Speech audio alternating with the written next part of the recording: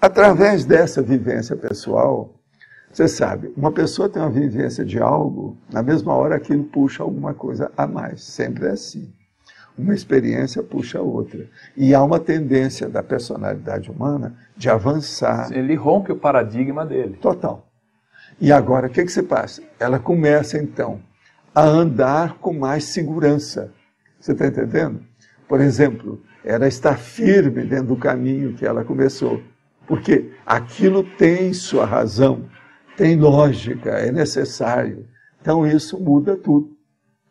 Então, com essa história, há uma abertura. Nós chamamos isso de abertismo consciencial. Entende? Nessa linha que o senhor está falando, então ela rompeu o paradigma dela. Necessariamente, ela vai cair numa cosmovisão, ou pelo menos vai ampliar pouco a visão. Ela nunca mais vai ser igual. Nós chamamos que isso é a linha divisória. Isso. Antes da experiência e depois da experiência. Divisor de águas. É o divisor de águas. E o senhor sabe que lá em Jundiaí a gente tem uma pesquisa bastante interessante sobre a cidadania. Tem. Então, o cidadão convencional, quando ele rompe esse paradigma, ele tem consciência da multidimensionalidade, ele passa para o cidadão multidimensional. Sim. O que o senhor poderia falar sobre esse tema? Eu sei que lá tem uma equipe muito boa que está trabalhando com isso. A gente tem que louvar todo esse esforço que estão fazendo.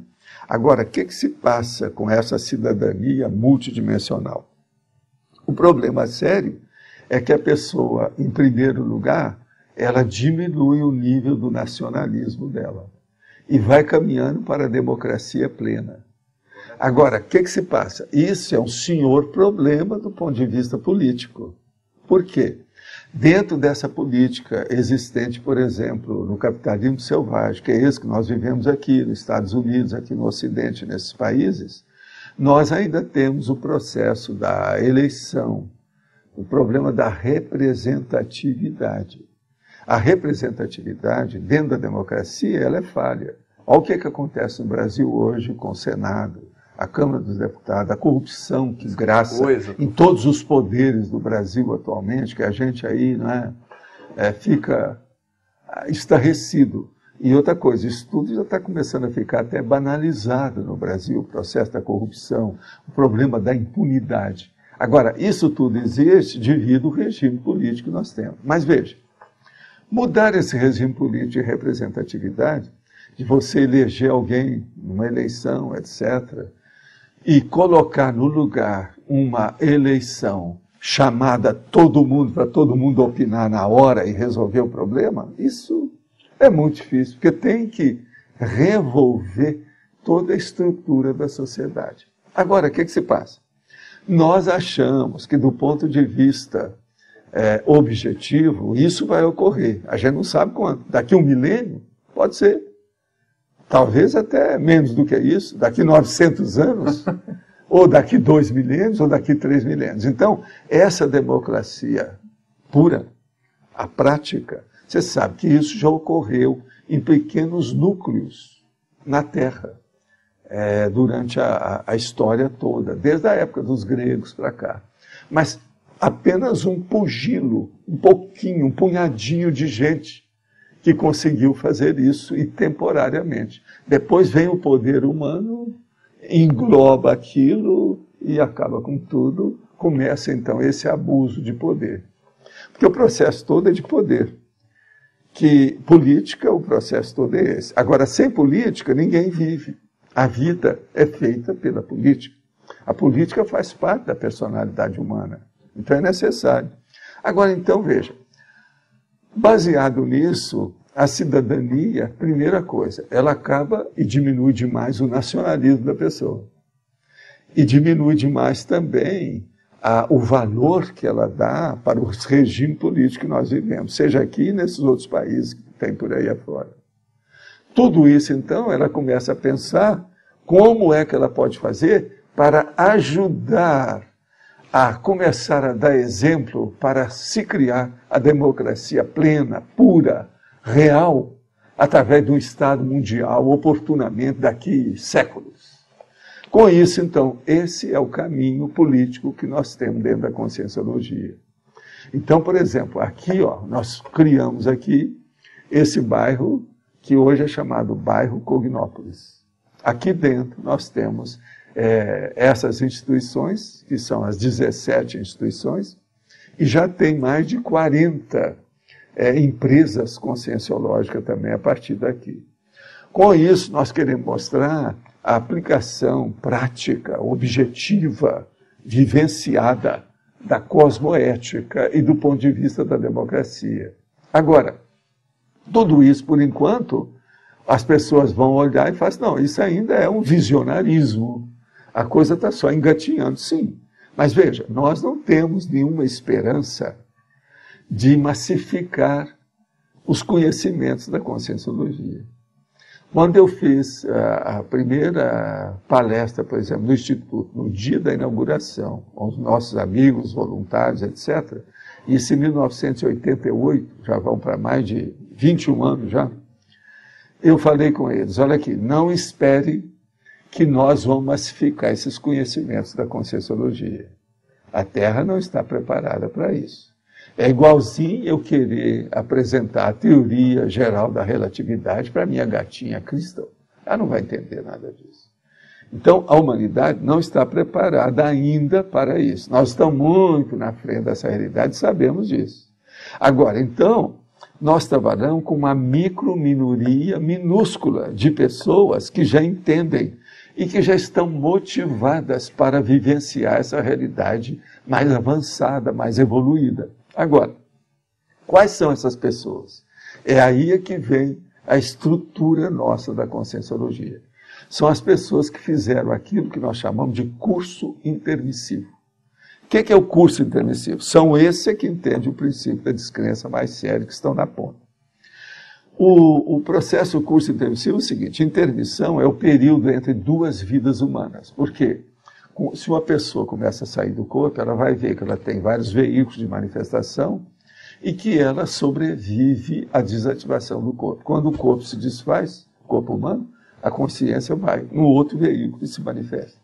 Agora, essa intermissão, ela existe antes da gente renascer e ela vai continuar depois que a gente dessoma, depois da morte física, a morte nossa do corpo.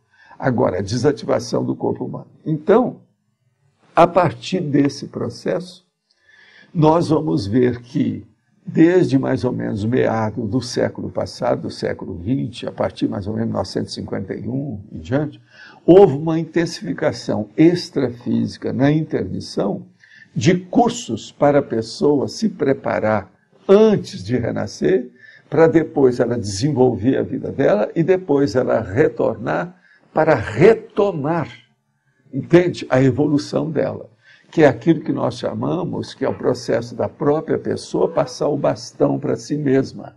Revezamento. O auto-revezamento dela. E esse auto-revezamento, depois, com o tempo, tem um grupo revezamento, que é o revezamento das pessoas conjugadas, as companhias evolutivas.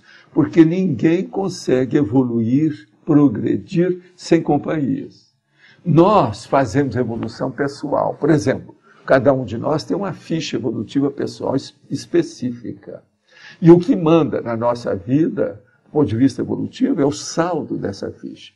Mas, junto dessa ficha, cada um tem a sua, junta que faz um grupo que vai criar aquilo que nós chamamos da Max Proex, ou seja, uma Proex máxima, uma programação existencial máxima de um conjunto de consciências, de pessoas, entende? Então, veja, nós hoje, então, trabalhamos, e isso foi o que eu falei no primeiro dia, quando a gente inaugurou o Instituto, que nós estamos aí trabalhando com o Instituto na condição de agentes retrocognitores de quem fez o curso intermissivo. Então, por exemplo, a gente vem e mostra, olha, a gente informa para você que existe aqui um curso intermissivo, a pessoa que seguir esses dados aqui vai saber se ela fez o curso intermissivo ou não. Se você admite isso, então nós temos uma listagem. Isso aparece, por exemplo, no meu livro lá, 700 experimentos que eu dou. Nos experimentos, o que a pessoa tem que ver para ver se ela fez o curso intermissivo ou não. Mas muitas dessas não precisa nem da gente perguntar. ela chega e começa a admitir mais de 50% desses princípios que nós falamos da conscienciologia. Isso é porque ela fez o curso intermissivo antes de renascer. E já estava lendo. Já estava lendo, já sabia disso, já conhecia. Então, essas pessoas que trabalham conosco, por exemplo, na hora que vem para cá, do jeito que já tem hoje, são 611 pessoas que vieram aqui para Foz atualmente trabalhando conosco. Elas mudaram a residência, não só de cidades e capitais do Brasil, mas também do exterior, de diversos países. Nós temos gente aqui, entende? Por exemplo, aquela moça que está ali, ó, ela é da Argentina, você tem uma ideia, entre essas que estão aqui. Ó. Ela trabalha comigo, ela é uma das que seguram a minha tertúlia diária, entende? Ela é de Buenos Aires e vive já aqui há alguns anos. Agora, igual a ela, nós temos então 611 pessoas só aqui na Cognópolis. Você está entendendo? Agora, a Cognópolis hoje, ela tem 1.640.000 metros já comprados de terreno da nossa turma. É muita área. Outra coisa, é o maior bairro de Foz do Iguaçu, sendo que Foz do Iguaçu é a maior cidade da trifronteira, das 3 fronteiras aqui, a Trifron. E outra coisa também, é o maior bairro aqui da maior cidade. Você está entendendo como é que é? Dentro da situação. Agora, só de condomínios nós temos agora já deslanchando, já tem 7. E o maior deles já está começando já as construções. Com isso, então, nós vamos ter mais ambiente para receber mais gente para trabalhar conosco. Para você ter uma ideia, eu tenho mais de 45 equipes técnicas trabalhando comigo para fazer a conscienciologia, que é a minha enciclopédia, a base básica. E outra coisa, não é só minha enciclopédia, porque essas personalidades, eu quero ver se eu coloco lá 200 coautores dentro da enciclopédia nesses próximos anos. Porque eles estão fazendo os verbetes junto comigo. Entende como é que é? Comunhão de esforços. A comunhão de esforços, com coautoria. Agora,